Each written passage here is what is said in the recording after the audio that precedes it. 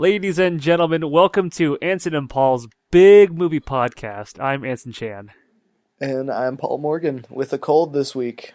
And today we're talking about, what are we talking about today, Paul?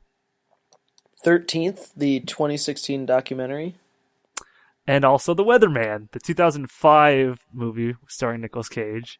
And Paul, I got some insider information that you didn't quite like The Weatherman. I had some trouble with it, yeah. I would love to get into that, but before we do, can I walk us through the synopsis of The Weatherman? Yeah, let's go for it. The Weatherman stars Nicolas Cage, and funnily enough, he is a weatherman, and it follows him in his life in the waning days of his father's life, played by Michael Caine, the Michael Caine. You can kind of see in this kind of like stint in his life, everything's kind of falling apart. He's in his way his own worst enemy, but he kind of has like, in a weird way, a heart of gold while being just like a complete asshole, because he's trying his best while just failing and just being a complete asshole and selfish at the same time. To me, he's a very endearing character. But anyway, so we follow him as he's working through his family troubles, getting a new job, and working through the death or impending death of his father. That's about it for The Weatherman. Was there anything else I missed? Sounds right to me. Yeah. Paul, what did you like? I would say that one of the big parts of this movie revolved around him trying to get a job at like the Today Show equivalent of his world. America Today or something, or yeah. Hello America, maybe. I don't know. Yeah. I can't remember. Yeah, but yeah, that's the only thing I would say that you didn't say. But I think that's a great synopsis. What did you like about The Weatherman? I liked the music a lot. I know that's it's No, not I a did good too. start. No, I like it. For stuff you liked. I thought there was this really staccato-y, like, fragmented percussive music that was like the... Or the... Yeah, like those little parts, those give you, like, anxiety, kind of. Like, they, like, just made my shoulders go up towards my neck and... like touch my ears and stuff, kind of made me uncomfortable. Like, I'm assuming this movie's made to make you feel uncomfortable, because a lot of it is very uncomfortable. I thought Nicolas Cage's daughter, the actor who played her, was pretty great. I didn't particularly like the scene where she was smoking with that other girl from school, but other than that scene, I thought she was a great actress. I thought that... until we find out that Michael Caine's character has lymphoma, I wasn't really into it. Kind of had trouble grabbing me. And even after it did grab me, it had trouble holding me. But there are a lot of really great little moments in this movie. One of my favorites being the phrase which gets repeated: "Easy doesn't enter into grown-up life." I like that phrase a lot. There's a lot of this. I think I would say about half the script worked really well for me. Okay. Like just some of the ways that he interacts with his family or his daughter in these kind of awkward ways, or his wife's new boyfriend, or stuff like that. I liked some of that stuff a lot. I also liked him getting stuff thrown at him a lot. Because I felt like by the end of this movie, I was just tired of how selfish and uncaring he was.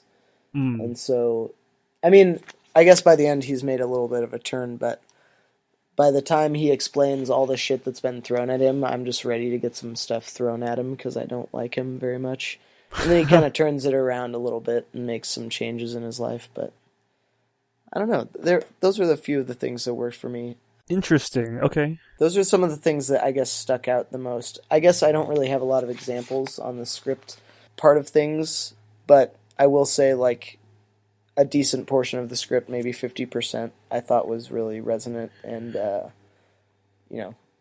add to that refreshing. Because I think the way that the dialogue was written was it felt like kind of like a Wes Anderson movie. Where it was a little bit disjointed dialogue. Yeah, I feel like you would have had to have stylized the movie a little bit more heavily in order for a lot of the dialogue to work. No, I felt the movie was very stylized, but it felt more grounded, I guess, in the way it was shot, like more like a typical movie. but everything Sure. from like the scenarios they get into, to the relationship problems that they have, to like the shot choices of like, the ice in the water in the very opening shot, and like the Yeah. ice cracking on the archery things, and just like random stuff that they focus on, or all the innuendo that they have sprinkled throughout, was very much like a very stylized campy movie, as well as the Sure. music, because the music choice, again, I wanted to bring up, was great, but I'll talk about that a little bit later. So for the script's sake, you didn't get that campy feel from this? Like, you didn't think There were this was... times when it came through, and then there were times where it was like, oh, they're just doing this badly. For me, it rode the line perfectly. We'll get into that later, I guess. What parts worked for you in the ways of camp? Nicolas Cage's like constant, I mean, I don't know that this qualifies as camp, but his constant kind of over the top reactions to people approaching him. Yeah. That worked for me. I thought that was great. The daughter's kind of weird aversion to I guess like performing as her dad wants her to perform, if that makes sense. The constant conflicts with the mom's boyfriend, all of which are relatively weird or silly, but kind of get blown up to massive proportions. The These are things that worked for you, right? yeah, and then him like kind of in a silly way practicing his weatherman shtick all over the place. I like that. I think those are just kind of like really tiny little things I'm pulling out of nowhere, because I'm really kind of I'm stretching myself to find stuff that I really enjoyed. But Okay. Well then, what in this movie worked for you? I will piggyback off of what you were just talking about. Oh, I also thought his son was really good, by the way. He fell into Anyways. that, like, just kind of like, almost like in a weird cartoony way kind of character in this, right? Mm-hmm. Everyone kind of felt like a cartoon character. Well, not everyone. They were half cartoon, right? Everyone's like half cartoon, which is great. I guess the reason why I want to call this camp, because I guess it's kind of hard for me to describe otherwise, because it's really, if you think about it, a dark comedy that is not so dark or not so comedic. It's very understated. And I think that's what I really like a lot. There were scenes like in the opening scene when like he's picking up his daughter from ballet, and you see all like the little girls like running in the cold because it's like, it's February. He's the weatherman. You see the ice before, and as it crosses by, the camera kind of pans up at like this like fat girl looking out the window, looking really sad, and just like waves at the camera because it's her dad, right? And that's a really funny visual gag. But it's not like a ha-ha funny, but you just really enjoy that. Yeah, that was really nice and clever. The cigarette part I thought was funny too, when she's like, I need to buy a notebook, and then she just is a little bastard and just buys like cigarettes. It's like, you want the lights? The hundreds. Or like, Yeah. Like she's just a fucking smoker, right? So that was really funny. Even the way that they were able to play the scenes with the son, right? Because they introduced him initially as like, he's troubled, but Nicolas Cage like, he's not troubled. Like, you can't be addicted to weed, He's like, yeah, it's way overblown here. So you kind of get a sense that the wife is overprotective or like kind of reactionary, but at the same time, you see the son, he's very ignorant, I guess. You can kind of see a lot of like that like adolescent insecurity in him. And when they play off the whole, like, this the counselor, is totally trying to molest or rape him. Yeah.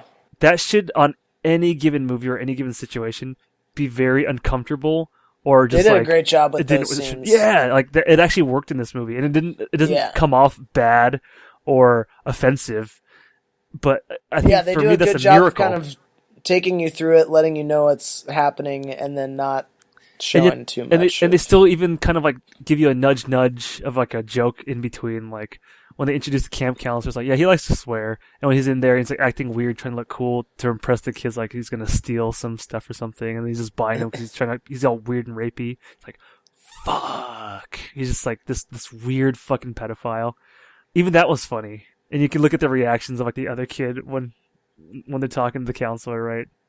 There's a lot of just like humor involved in that. Like, I think every scene that you see, there's like a subtle joke that really kept me entertained. Yeah. I will say, though, I hated the character of the counselor because obviously he's a bad guy. Of course. I did really like all of the fuck. Yeah. Like every single one of those was just really delightfully funny. Made me laugh out loud. It's all in his delivery because Yeah. that could have been written for anybody and they could have fucked that and it's just been a really bad character. But he does it in such a way where it comes off really funny and also to the writing's credit too. So I really enjoyed that. I love the whole thing about like how he got into archery, which is like I liked that storyline a lot. Yeah. And then it kind of becomes a vehicle for him to progress as a character and kind of like as he's like, I can't knuckle down, he can't get his life together. But as he's kind of like getting better with archery, he's becoming more focused on his life without at the same time being like far more honest with himself instead of like, I am this great guy. I can do no wrong. But when I fuck up, it's just like, oops, oh well, kind of thing. He's taking ownership. Yeah. Because his monologues or soliloquies in his mind are getting more and more realistic as the movie goes on, which I really enjoyed as he's kind of like self-discovering through what's happening around him. Yeah. There are other really funny scenes. I loved Michael Caine's like the weird accent he affects in this also gives it another funny alien quality. If it already didn't have it already. I hate that accent so I much. loved it. It's like, what was that supposed to be? Is that like a kind of Irish accent or like? Yeah, what was that supposed to be? Because his last name was Spritzer, so dude, it was hella funny. So that to me was funny too. But he did say that Spritz was a stage name. Yeah, but I think his last name is Spritzer. Oh, is that what it was? Yeah. So it sounds German, right? So, but that was not a German accent. So that just added more to the comedy too. Of just like, what? The way he was talking. The way Nicolas Cage delivered all of his lines, like, "Oh, I got hit with the pop." What? A pop? A big gulp? I thought that was really funny. Everything in this movie just like came off. That made me laugh. I like the way that fast food or like advertising for fast food. I'm not sure if they sponsored the movie. Who knows? But like how that kept playing like an important role in the movie, like him getting hit with a big gulp from 7-Eleven, him going to Arby's to get change, and then just being like, can I get some change? Not really. Yeah, him continually not going to get what his dad asks, but not because he's trying not to. But just it's just like that very distant life that people kind of like live, or this. He's just in a really bad place, right? But it's funny. It's funny to see kind of the things go wrong, but because it's not so miserable for him. And really, his character is really fucking resilient because his life is completely collapsing, but at the same time, he's able to maintain so much composure through it all. And it really doesn't... Well, you can tell it's taking a big toll on him mentally. They don't give him that scene where he's going to break down and get fucked up like over it. They do have a little scene in the car with Michael Caine at the very end, just before he kind of like gets it together at last sort of thing. Like a rock. Yeah. Anyway, those are just some of the examples of just like the funny stuff that happens that I really like. 'Cause like I said, every scene has something that I can enjoy and grin at. I really like the scene where they're getting back from couples therapy and they're yelling at each other. And then she's like, "What did your paper say?" And she reads the paper. It's like, "Blowjobs lacked enthusiasm. We had differing opinions on the importance of this in the relationship." She's like, "You know why blowjobs lacked enthusiasm? Because I fucking hated you." And she's saying like blah blah blah blah blah. And that's why I fucking hated having your. That's also all I was thinking about when I had your cock in my mouth. And the daughter's just been there this whole time, just like in the doorway. It's like, oh fuck. And then Nicolas Cage like looks and goes, "Hey sweetheart," and then they just like they have that like big oh fuck moment. And I thought that was really funny. But they don't dwell on it. It feels real enough to happen because of the way that they play it off. But it's so cartoony and just like. The comedic timing could not have been more perfect. Yeah. I fucking love that scene. Again, the music choice is superb. Like I said, with the percussions, you get that anxiety, that rushed feeling of kind of like twitching your leg or like twiddling your thumbs or something, like looking around. When it got like sad and melancholic, they had the chimes come in with like a lower, like slower percussion, like doo doo doo doo doo, with the beep beep doo doo, you know. The music takes you along the journey of this character very well. Where, like, we've talked about in scenes where, like, maybe in The Master, for instance, where they have the psychology scene, they walk you through that him recollecting very well, right? And you can kind of get that feeling and feel the warmth of the sun while he's telling the story, that calmness that he feels. Mm-hmm. In this, the music gives you a really great sense of Nicolas Cage's state of mind or whatever's happening. Yeah. So I thought that was outstandingly done. And overall, I really like the characters a lot. I can really sympathize with Nicolas Cage. There's even one scene particularly. Now this is like a little bit TMI, but when they were yelling at, like, he's in the car, he's like, God, maybe if I didn't fuck things up, we'd still be together. Maybe if I just would have got that tartar sauce. Or maybe if it wasn't for the tartar sauce, my dad wouldn't think I'm a complete fuck up, right? And then it flashes back to them fighting. Blah, blah, blah. They get home. And then, like, they're having that huge fight in front of the kids, right? And then the kids just, like, walk off to their rooms and just try to, like, drown it out. That's a very real and kind of a very sad scene, right? I can relate to that. But the way that they handle that and still show that, you don't get that sense of, like, this is really, really a sad and kind of tragic moment and kind of see why the kids are kind of messed up. It still comes off kind of, like, in a way charming, even though this is something really fucking bad that's happening, right? Because they're getting a divorce. Sure. That is so outstanding to me that they were able to pull that off. Another reason why I like this movie so much is just how much they're able to break the norm of tackling really, really hard subjects while being very funny about it in a very dark way that doesn't come off offensive to me. I'm sure that it's not the same to a lot of other people. Sure. But to me, I thought it was so tasteful, even though a lot of it is very, very distasteful, right? Yeah. Those are the things that really worked for me. I love this movie as just like a really weird movie, kind of like The Lobster that we watched. This has a very lobsterish feel to me, an otherworldly quality, while at the same time being very grounded in reality. Sure. So, those are the things that I really liked about this movie. I want to get into the meat and potatoes. Paul, what didn't work for you in The Weatherman? I guess one of my biggest gripes is that a lot of the script and a lot of the lines and a lot of what happens, as you kind of mentioned before, seemed like it should have been stylized a little bit more. And because of the fact that the acting wasn't completely on point a lot of the time, I lost some of the effectiveness of the story. I guess what I'm saying is, like, I think this was a really good story, and I think a lot of what happens are really interesting events. Him, going for that job, and him taking his daughter to New York with him and kind of turning her opinion of him around a little bit. Him going to beat up his son's counselor, him dealing with his wife. All of those are really interesting things for someone who is a character that really needs to make a lot of life changes to be happy. Mm-hmm. But I think the acting was weak enough that it detracted from a lot of those. Are you talking about the best moments? Are you talking about specifically Nicolas Cage? I'm talking about Nicolas Cage. I'm talking about Michael Caine. I'm talking about a lot of the people in this movie, unfortunately. This is where I will disagree with you, where I will go back into, like, this is where it's kind of very much more stylized for me. If they were to play that harder, if they were to try to make that more of a real scene, or like real, like, my life is falling apart kind of acting, then this movie wouldn't be a comedy anymore. Then it would just be I don't really need it to sad. be real. I don't need it to be real. I just needed it to be more stylized and different. It felt flat for me. Like completely and utterly forced. Not like, I needed more emotion in the stuff, because I don't think Nicolas Cage has a lot of problem putting emotion into things that need emotion. Neither does Michael Caine. Neither does Nicholas Hoult. Neither did his weird daughter. But what I think is that... So more like The Lobster, in the way of just, like, yeah, being like, just think completely about, weird. Think about the... And this is to say nothing for the fact that the voiceover didn't really add a lot to how I felt about the character.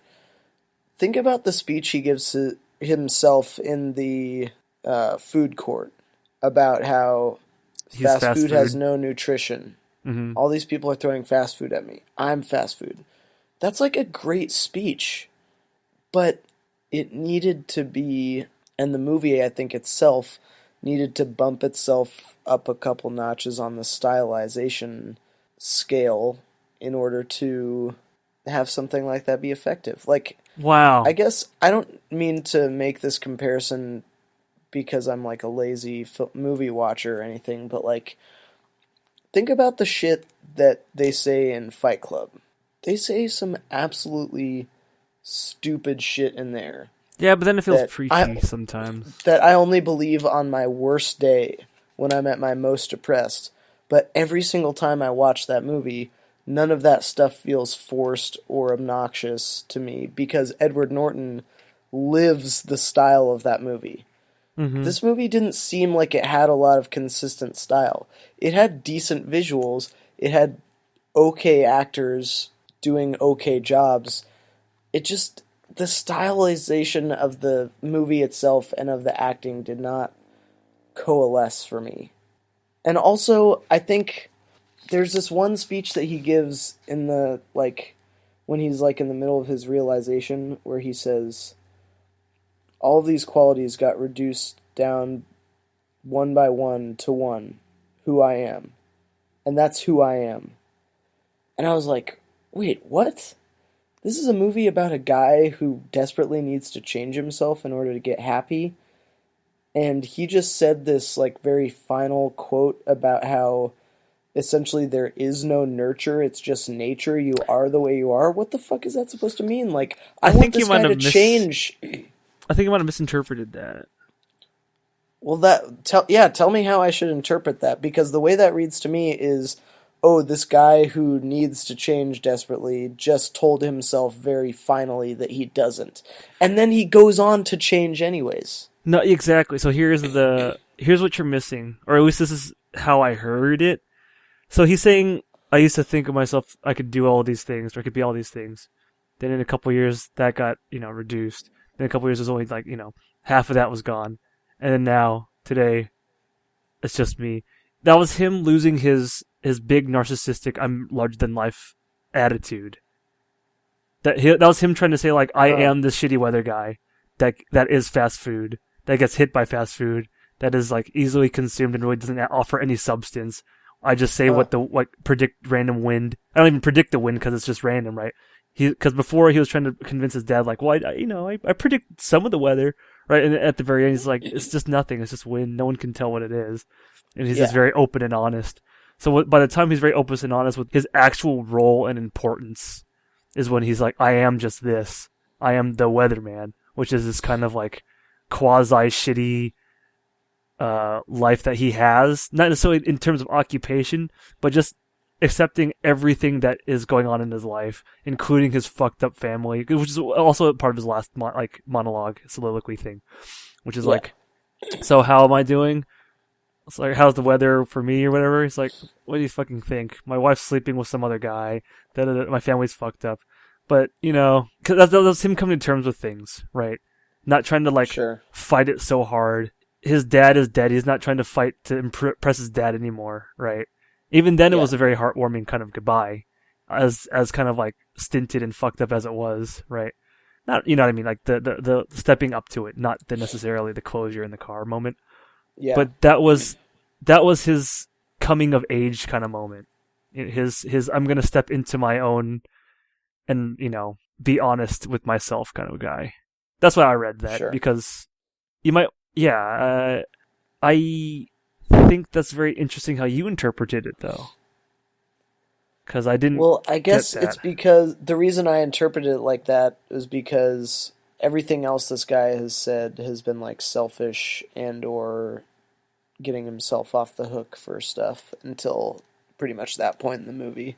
And so when he said that, I was like, wait, he just seemed like he was about to turn the corner and start making a change for the better, and now he says there's no way to change. He's just this one thing. That's true. But I guess I understand how you interpret it as well. But what you just said was true in his life, because he couldn't get Noreen back, and he couldn't impress his dad before it was all over.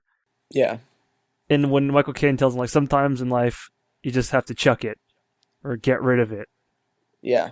And I think that says more about like this complex you have, this need, because he has so many like real life issues of like genuine lonesomeness, isolation from his kids and family. As good-hearted as he is, when you see him fail, you get that kind of sense of heartbreak too. At the same time, it's very funny how fucked up it goes, right? Yeah. For him to accept, like, I can't get all of that. This is all gone. I can't think of the why in the past anymore. It's just I'm the weatherman. This is me now. I fucking love that, but I can see how that would really turn you off to the movie if you interpreted that ending monologue as like, I don't gotta change, I'm a huge asshole. That's kind of how I did interpret it, because I wanted to hate this guy. I even wrote down, like, pretty much the first 3/4 of this movie is like a meditation on, like, a very careless life. Like, I don't know, like... He's very self-destructive, wouldn't you say? Yeah, like, he doesn't care enough to make the changes that will make everyone else's life simpler and more easy. Until it's way too late. And then he finally makes the change, and nothing changes for him. Yeah. Besides his job, which is great, and people like that about him. But, I mean, I don't know. So, was there anything that didn't work for you in this movie? Well, was there anything else you didn't like about it, aside from the ending and the acting? I just wish that it was a little... or the stylized too, I guess. Yeah, I just wish it had a little bit more of a consistent sense of style. Because there were some moments that I thought were really spectacularly done, that worked for me. And then there were other moments where I was like, the writing is there. It's just missing something. Ah, interesting. Okay. And I looked up what this guy had written. He wrote, like, The Pursuit of Happiness. Oh, really? Which is that Will Smith movie. Yeah. He wrote the film version of The Secret Life of Walter Mitty, both of which I thought were really fantastically done, but also both of those movies are just really, really consistent in their tone. And I think a lot of this movie I was thinking, like, dang, the writing is definitely right there. If only, like, they hadn't sandwiched it between this and this, or they hadn't had him act like this, or they. Interesting. Okay. Yeah, so I don't know. I don't know that there's a lot other I can offer on that subject, but something about it just felt a little bit. Sounds like Nicolas Cage me. ruined the movie for you, with a little bit of Michael Caine to boot. Yeah, I think that's probably the biggest part of it, honestly. Is there anything that didn't work for you? I don't know why, but I can't seem to think of anything I really didn't like about the movie. That's fascinating. Yeah, I like that like wintry feel, that blue lighting everything has in every shot, really. The cold lighting. I love the story, I love the characters. I can really, really, really put myself in Nicolas Cage's shoes and empathize with the guy. Sure. And like at the same time understanding and reviling what he does. And for that, I don't know. And for me, I actually loved the acting because I thought it was so weird. He's so weird. I'm not gonna say it was not delivered right because I liked the way it was delivered. Yeah. I liked this is not how normal people act kind of like quality he brought to being that guy that I related so much to. Yeah. And that worked a lot for me. I seriously can't think of anything I didn't like. The runtime seemed fine to me. I liked the pacing. It never had any real down moments. I was never bored with the movie. I was constantly engaged. Spoiler: this is actually one of my favorite movies. Whoa, I did not know that. Yeah. Damn. So I might have to re-examine it sometime in the near future, since it's only 99 cents to rent on iTunes. That's pretty darn cheap. It's as much as a McDonald's hot apple pie. Yep. Which you can throw at your local weather dude. I once met Steve Poole, our weather guy in Washington. I think he's for King 5. He was a huge dick to us. Me, my mom, and my sister. Yeah. He was like Nicolas Cage. He was like, "You're on TV, dude. Like, you're on TV, bro." To counter your example, I wrote to him when I was like 6 years old, and said I was a big fan of his, and Yeah. he wrote me back a really nice letter and included a signed headshot. So Oh, he was very we nice to me. I'm sorry he couldn't be nicer to you. we were at maybe he just hates Asians. I don't know. We were at King 5 Studios, and we were raising money for the tsunami relief because at the time we just gotten back from Thailand and the tsunami happened, and we were raising money Yeah. to help those in Thailand and just whatever. And we were at the King 5 studio, and we saw Steve Poole. We're like, oh my gosh, hi Steve Poole. And he's just like, "Arr, arr, grumble, grumble, get away from me. And I was like, Oh, no. what? And I was like, Steve Poole, you're such a friendly dude on TV. And then we just harbored this bitter resentment to Steve Poole after they're like, oh, he's so fake. Oh, that guy. Yeah. You know? Yeah, right. Just like fucking Dave Spritz. No, really. Like, it's such very much like. it's such an interesting comparison. So, Anson, this is one of your favorite movies. Would you recommend this then?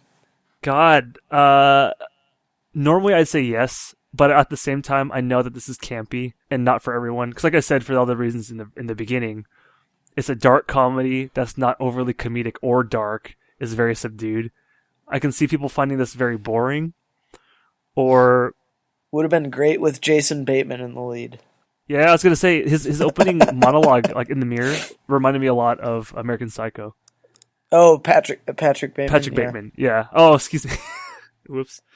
Well, anyway, I can see people not liking this movie if there's no reason to watch this movie. You know what I mean? Like if you don't think it's up your alley. It's a very sad movie for the most part. I thought it was pretty happy, like because his struggle was internal. That to me was nice. But if you don't have a desire to see this movie, you'll never want to see this movie. And you probably won't like it because there's Sure. probably a good reason why you don't want to see this movie. But anyone with an open mind that might like that weird, quirky kind of like fairy tale feel it has, while still being very grounded, I would highly recommend it. And I would love to hear what you guys thought about it if you're out there listening, because I love this one, and Paul, you did not seem to like it. I had a so hard much. time with it. I thought. I mean, I do want to reiterate. I thought the writing was really great for the most part. I do want to. I already said all that nonsense. I don't need to say it again. Would you recommend this, Paul? Yeah, I'd probably say go check it out. It's an interesting. It's for all the shitting on it I think it's one of the more interesting movies I've ever seen. Hmm. And that's, I like really morbid, fucked up movies, but this was just really sad to me. That was an interesting change of pace because I realized, I'm always for morbid and violent and stuff, but I'm not always for sad. For melancholic. And I liked feeling like really sad a lot of the movie. It felt refreshing, kind of. That's interesting. That's an interesting point then. My sadness came in bits and bursts. Just when you feel like empathy for Nicolas Cage. He fucks up again. Yeah. And it's just like totally justifies why he's being treated that way. But coming back to it again, like this might be like the fourth time I've seen this movie. I enjoy it more for the comedic bits because I already know the story. I already know what happens there. I already know the character. So I think it gets funnier with time. And maybe since it was your first watch, you got hit in the feels. Because I watched this a few years ago, 2 or 3 years ago, yeah. And it was like one of my favorite movies of that year. Interesting. Yeah. Right. So maybe you got to take a step away from this for a while. Yeah, and you'll come back and I enjoy might it have a to bit come better. back to it and try it again. Yeah, let it age.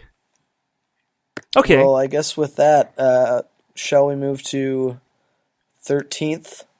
Yes, Paul, how about you give us a summary of 13?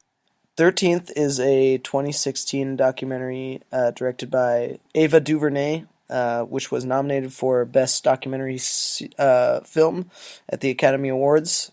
It is an in-depth kind of, I wouldn't say expose, because I feel like those of us who think about this shit have known about this for a long time, but it's like an in-depth sort of look at the way the prison system and racial tensions throughout the United States have functioned for the last maybe 125 years or so.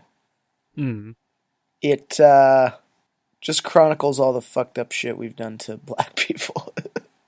Yeah, and how Pretty much. basically we've kept them as either slaves or that the still existing Jim Crow laws that we find today with the disproportionate amount of black males who are incarcerated versus like which in the same, takes away all of their rights as like US citizens basically to vote, to get employment, blah blah blah blah blah blah blah. Yeah. Just all the shit that we learned about by listening to the 2000 album Toxicity by System of a Down. And what a year it was. What a year it was. We should probably play a little snippet of Prison Song by System of a Down to open this episode up. You can play like 5 seconds without getting in legal trouble. Yeah, I think that's right. You can play like 5 seconds or something like that. Like less than a certain amount of seconds. Yeah, we can maybe play the part where it says, following the rights movements, you clumped down with your iron fists.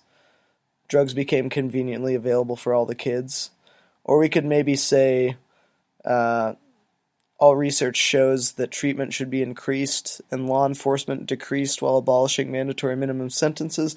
I don't know. These are just things that those of us who were alive in 2000 already knew about. But anyways, yeah. I never listened to the lyrics.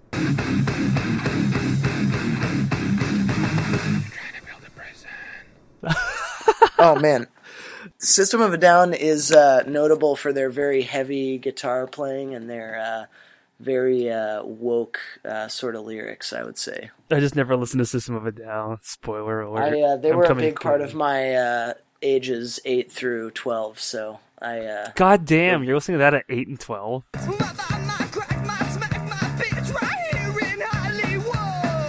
Well, I liked like heavy metal music pretty early on, yeah.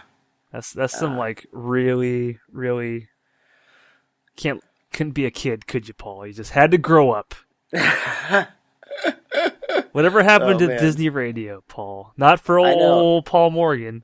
Radio Disney was not a thing my parents were interested in putting up with. Age 6, he was they were writing like, you can listen to the oldies or you can listen to the weather.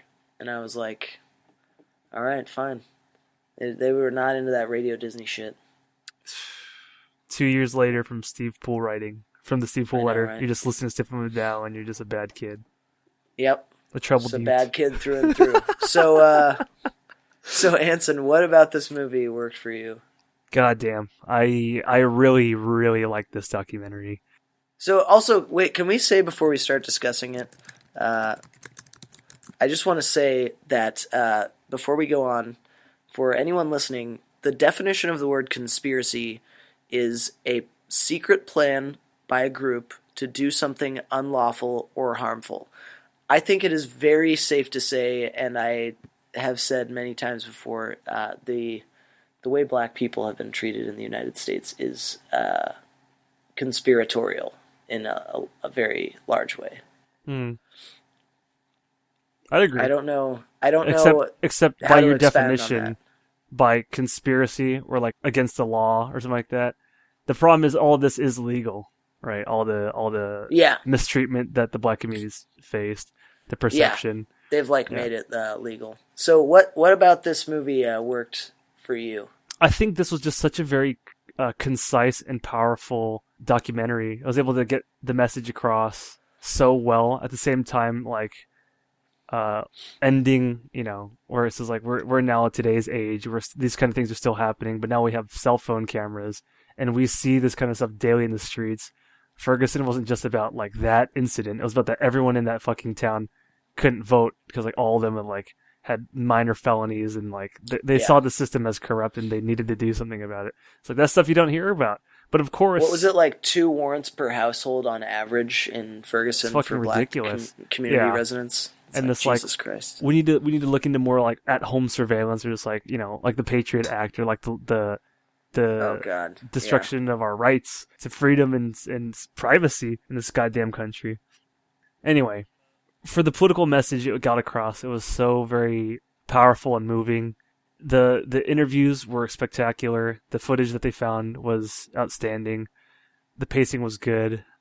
I like the musical choice. There was one weird one where it was like the only not rap or like black song.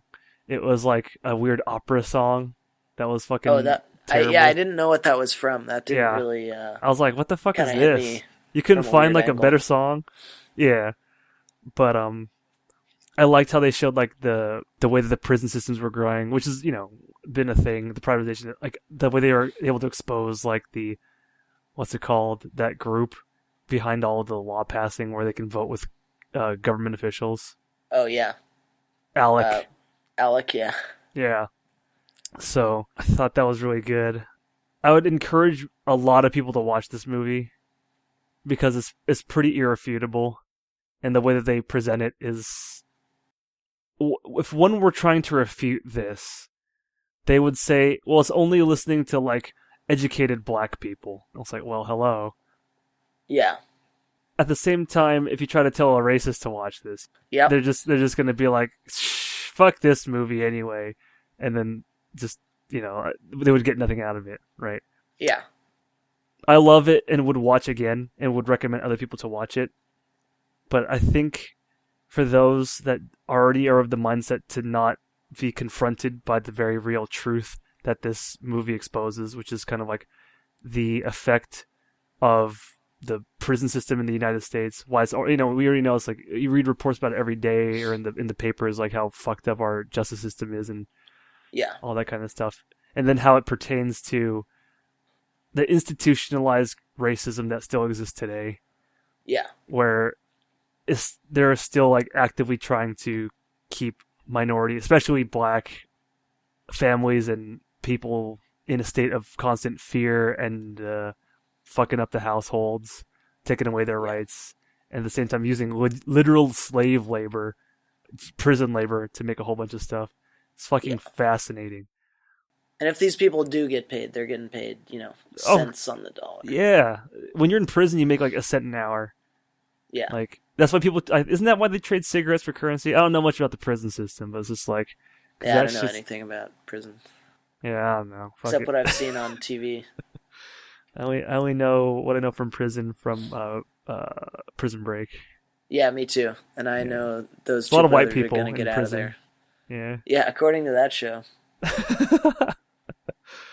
Paul, what worked for you in this movie?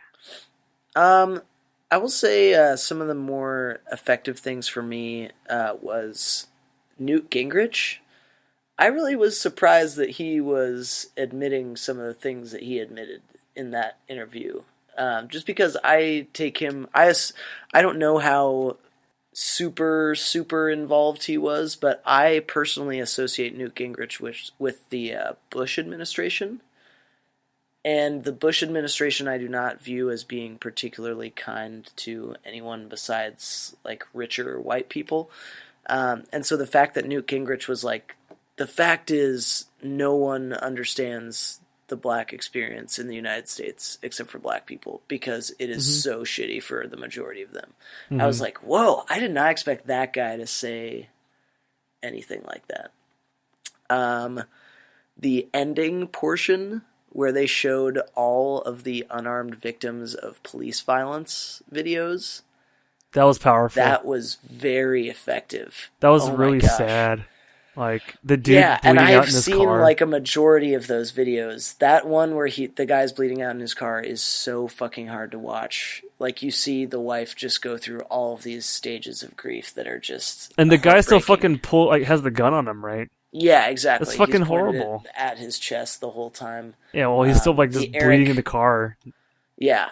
The Eric Garner video, I believe that's the guy who got choked for selling cigarettes. That video is hard to watch. That's sad, because you were literally watching a guy die in front of you.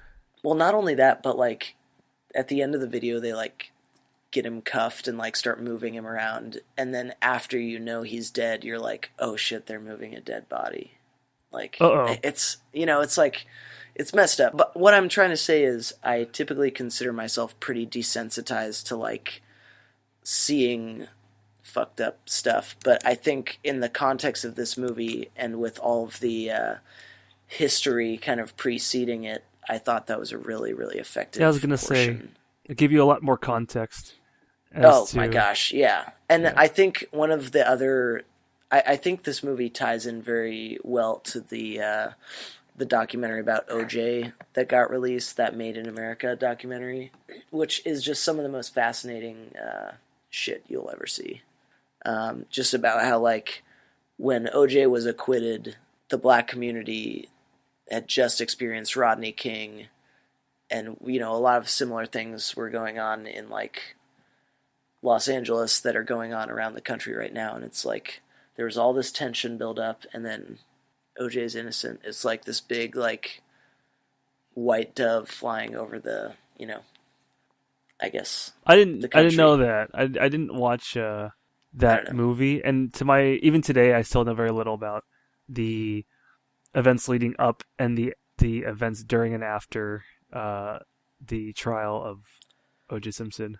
Well, I think just to put a quick pin in that subject, the reason I thought that documentary was so interesting was because of the racial context of, like, who O.J. Simpson was as an athlete and personality, and who he was in the black community were very different things. Like, and yet, can you elaborate for me? Because I have no context. I have no idea. Well, I would never presume to speak for, like, an entire race of people, but to hear people in the OJ documentary tell it, OJ was pretty dedicated to divorcing himself from his identity as a black person. And so he wasn't really well liked by the quote-unquote black community. Like I said, he's a race traitor, or people saw him as a sellout. Yeah, they saw him as a sellout, and it was like, you know, this guy's not even black. He he, like, wants to just hang out with the white dudes. And, you know, there was even all these quotes where it's like, I'm not black, I'm OJ. You know, he was just, like, constantly trying to divorce himself from the black community. And yet, when the trial came along, the black community had just experienced all of these crazy events, like, the Rodney King riots, the beating of Rodney King and stuff. Mm-hmm.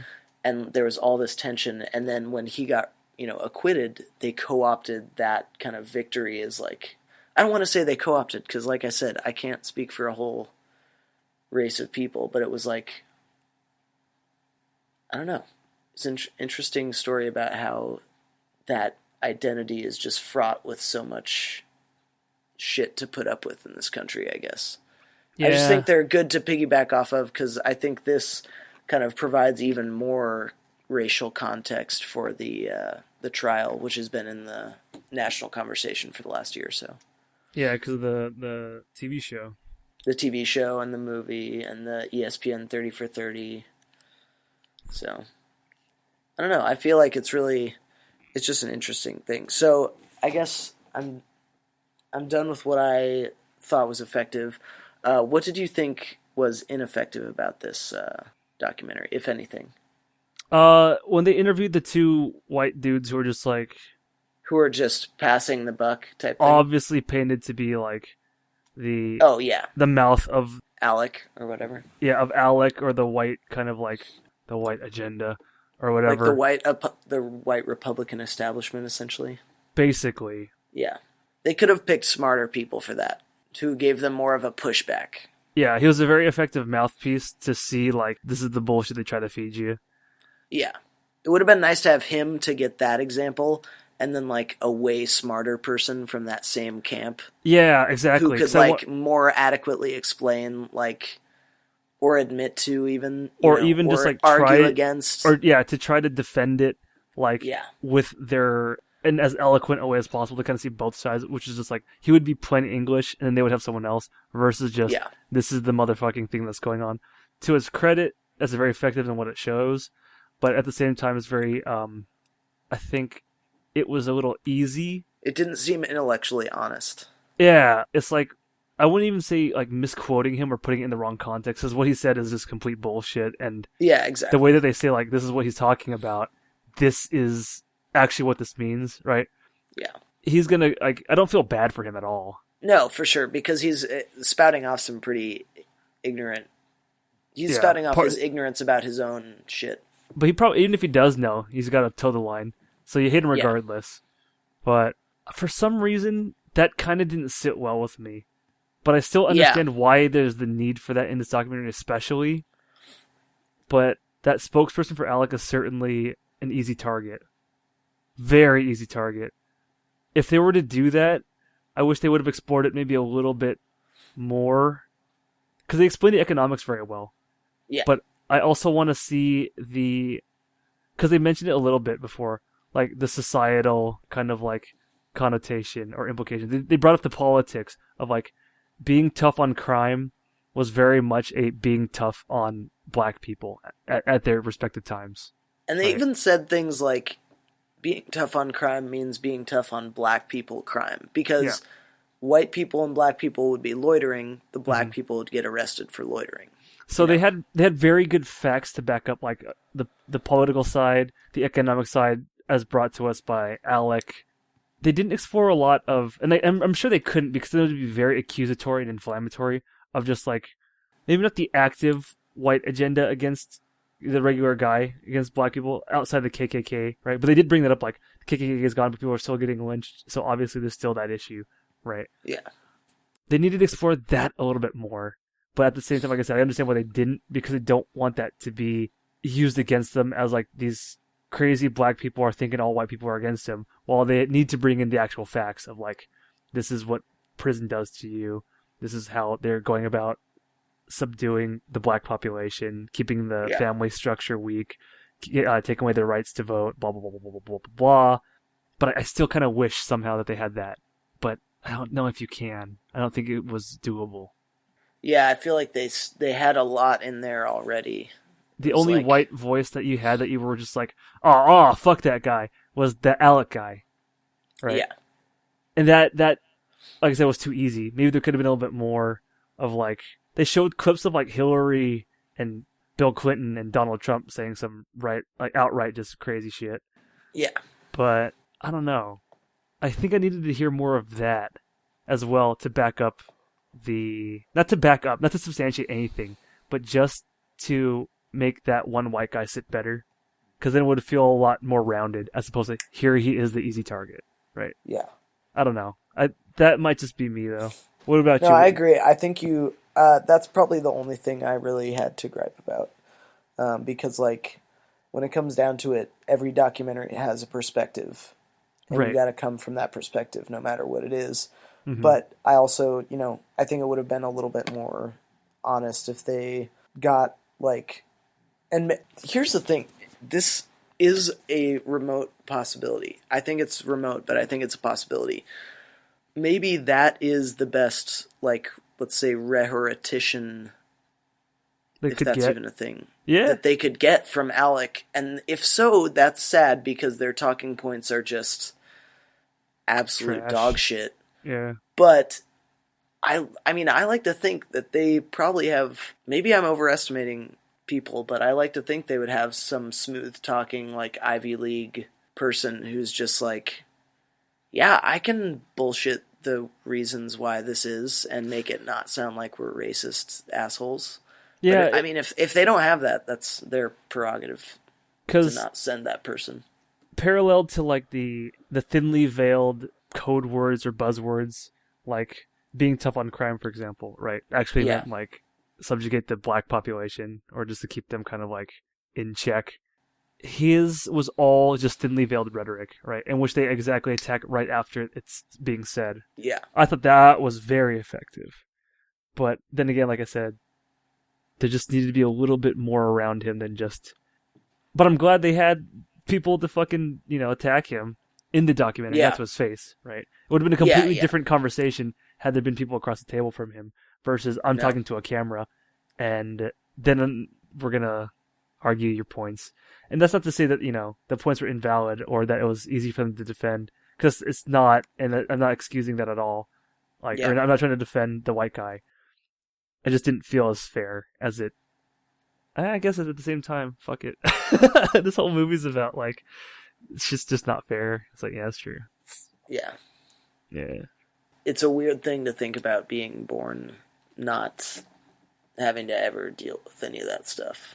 And having to instead, like, realize that it's out there. Not that I should be wept for or anything like that. You But should you be get what it. for? What do you? You work for Alec or something? What's wrong with you? No, what I'm saying is, it's weird to think about stuff like that when you never have to deal with it. Not that you should feel sorry for me for feeling, you know, White guilt. conflicted and confused. Yeah, yeah, exactly. Pretty much. No, it's important that you keep conscious of it. I think it's Yeah, yeah, it's just fuck. I do hate Catholic school, but one thing I will say for the Jesuits is they always like to remind you about all the fucked up shit people have done to each other, so that you will Social be justice mindful. warriors. Yeah, Jesuits are very into social justice. So I don't know. Yeah, I didn't feel like there's a lot to say about this documentary. I will say I'm a proud believer in a lot of conspiracy theories, and this one has continued to be proven true over and over again. Yeah, you do yourself a disservice when you call something a conspiracy because instantly you're written off as I like know, and that's the thing, is that like the definition of conspiracy is a like, tinfoil hat wearing motherfucker in the basement. yeah, like that's what that is to the majority of people. But like when you take the definition of conspiracy, which we just said at the beginning of the podcast, it's like this is a legitimate, real conspiracy with facts to back it up. You know, like, I don't know. That kind of makes it more fucked up to me. The way they were able to take you step by step through history and to see how like it's just continued was very, very, very effective in proving the point. Oh, right? Yeah. Because for a lot of people to say like, because you hear that so much today, where you're like, it's just made up, it's bullshit. They could do just as well if they just worked hard. You know, what that is laziness, right? Or it's like, oh, there actually are bad people. And they're like, well, here's what actually this belief that you seem to have stems from. Yeah. Where this notion never went away, and in fact was made more prevalent after slavery to keep the white mind, the general like population of white people very fearful of the black people, right? Oh yeah, it's insane, man. And to make it very stigmatic to even like sympathize, right? Oh yeah. Dude, it's really, it's insane. Yeah, I really, really, really like this documentary. Yeah, I did too, and I feel reluctant to recommend it to anyone besides like my friends who I know already know about stuff like this. Isn't that the catch-22? Yeah, like, that's the catch-22 here, is because I would never want to say to like some of my ignorant friends some of the things that you learn about in this documentary, but I feel like I've heard about things that happen in this documentary my entire life, and this documentary confirms a lot of those feelings. And I've talked about this kind of stuff with people like you and my other friends. Yeah. And I feel like I would only recommend it to those friends. I wouldn't try and offer this as like something new for like someone who I thought was really ignorant, unfortunately. Yeah. It's sad though, because they're the ones that need to see it the most, but at the same time they're the ones that will resist it. Like a kid, eat your broccoli kind of thing. Yeah. It's like, no, I don't want it. Kind of like, it's like you can't Tokyo Ghoul somebody's ankles and just drag him down the hallway towards a way of seeing the world. Because you know what the conspiracy here exists is that ultimately they're the ones that have to be confronted with, I am profiting, or I am, in a weird fucked up way, I'm doing better because they're being put down, which is completely false. You know what I mean? Yeah. If equality is supposed to ring true for all. But at the same time, I think it's like for those people that like, I don't care that it's not equal for them because it only benefits me for all these stupid prejudice reasons. Yeah. So, I don't know. It's a self-defeating mantra, but at the same time, I believe it to be true. Where you can't force that horse to drink. It's not even a fucking horse. Water. Yeah, that is not a horse. That is, I don't know what you'd call that. You can lead him out of water, but you can't grow him legs. Yeah. What do we do with this documentary, Paul? What do we do? Are we spurred to action? Are we... I mean, I feel like Is this just like a... I wouldn't say it's intellectual masturbation, because we learned a lot and it's very important to be conscious and aware of it. But in terms of I was actually talking to my one of my friends about this last night, and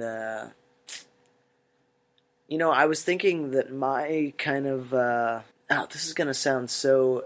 stupid, I feel like, but I'm just going to go for it. my way of supporting things like the justice and ideals I want to see in the world is by first trying to support things that I genuinely support. And this is, let's just say, if I'm not welcome at a Black Lives Matter rally, which is unlikely because they're very understanding for the most part, I will at least always try and support like my black friends when they make something or when they do something.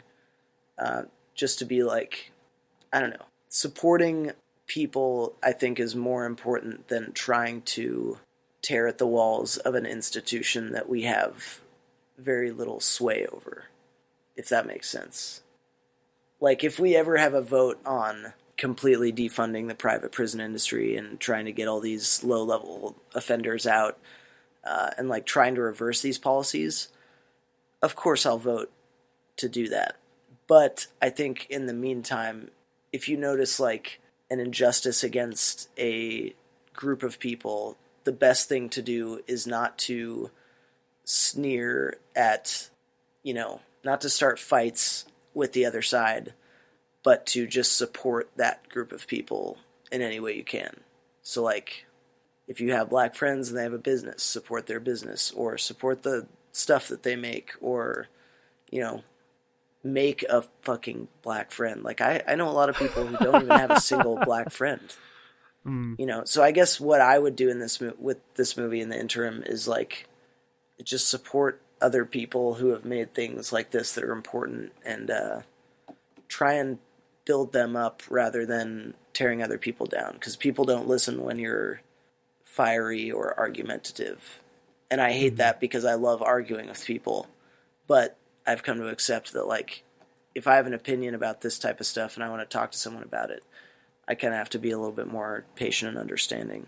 And I don't like that, so I don't do it.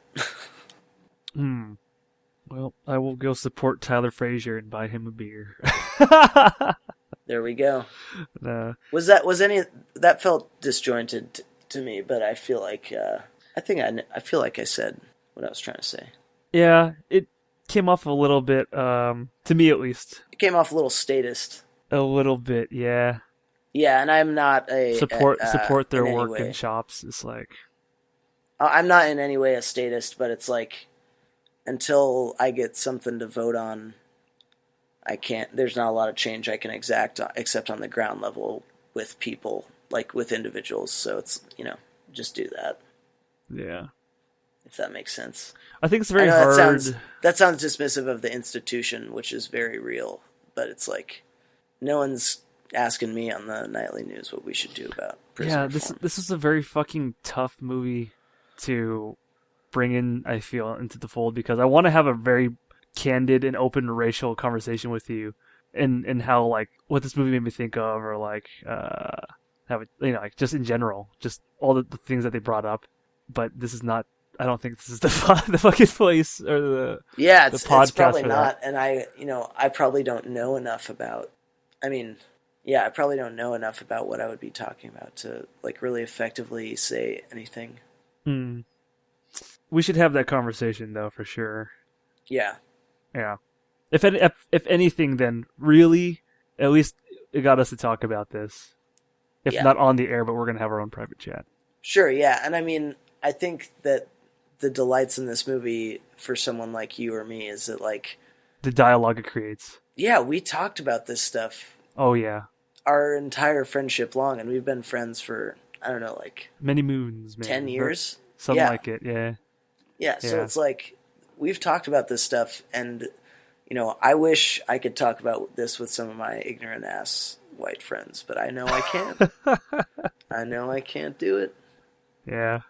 No, I feel so you. it's nice to see sometimes. Yeah. Would you recommend this movie, Paul? Yeah, and I probably will eventually try to. Tried to recommend it to my mom when I was watching it, and she was like, "Oh, that sounds scary," and just kind of. So that didn't work very well. Oh, that's funny. Would you recommend this movie? I would 100%. Yeah, I think despite the one gripe we had about it, which I think is a very legitimate gripe, it's just a good movie. I would also like to hear what my mom would say about this, because she... Oh my gosh, my mom would hate this. My mom, I'm not sure where she'd fall in this, but she grew up in, like, the projects and, like, was neighbors with the Black Panther leader of, like, Seattle or whatever. Really? And, like, went to the all-black school. So she has a really good grasp on this, although she's just complete mom now. You know what I mean?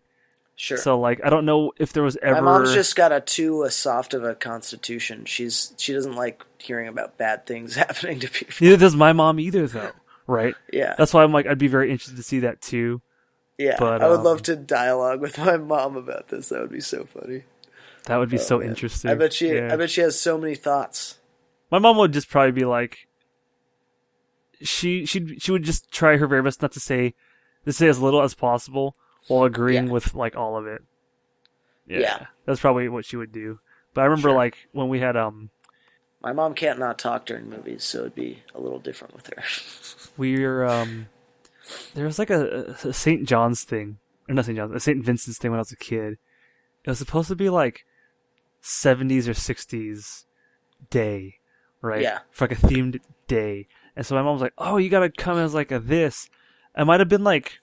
funk or like flower child or something, right? And I was like a hippie maybe, I don't remember, because my mom was actually like, apparently from what she said, she was a flower child, right? I don't know. Interesting. And you would never get that. I've never even had that conversation with, but she said that, yeah, I was a flower child. I'm like, okay. Yeah, I wouldn't get that from your mom either. Neither. But so I went to school with like whatever I was wearing, and then like everyone there was all wearing like disco shit, like John Travolta and like kind of stuff, and they're like, what is that? And I'm like, what is that? Right? And I was like, oh, wait a second, you're all white people? Wait a second, so y'all listen to disco? You know what I mean? Or something. It was different, right? It was something very different. There's a disconnect. Yeah. And then like I didn't quite understand at the time, but now thinking back on it, I'm like, oh yeah, that might have just been my mom being like, not of the St. Vincent echelon kind of people, if you know what I mean. Yeah, that makes sense. Yeah. Oh, our moms. Anyway. Yeah, right. I feel like my mom would just be chatting the whole time, like, oh, why are they pushing that man in the suit? He's wearing a suit! Oh, God. He's such a nice dressed man! That was sad. Like, that's man, so fucking real. And they're just fucking wailing on him, like just like waiting for someone to make a move so they could all jump. There's a powder keg. Oh, I know. Just waiting for one person to spark. The second he would have swung back, it would have been just... He would have been killed. Murder. They would have torn his limbs apart. Like, literally. Dude, yeah, they're... Oh, man. I think it's safe to say that white people are like rabid dogs in that regard. Any gang. Any fucking gang. A pack gang. of rabid dogs. Yeah. You get that mob mentality, man. Shit. And I gotta be PC. No, I mean, it's true. I gotta... Those fucking monsters.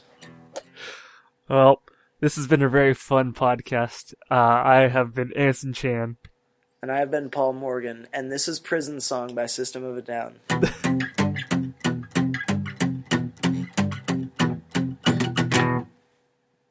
See you guys next time.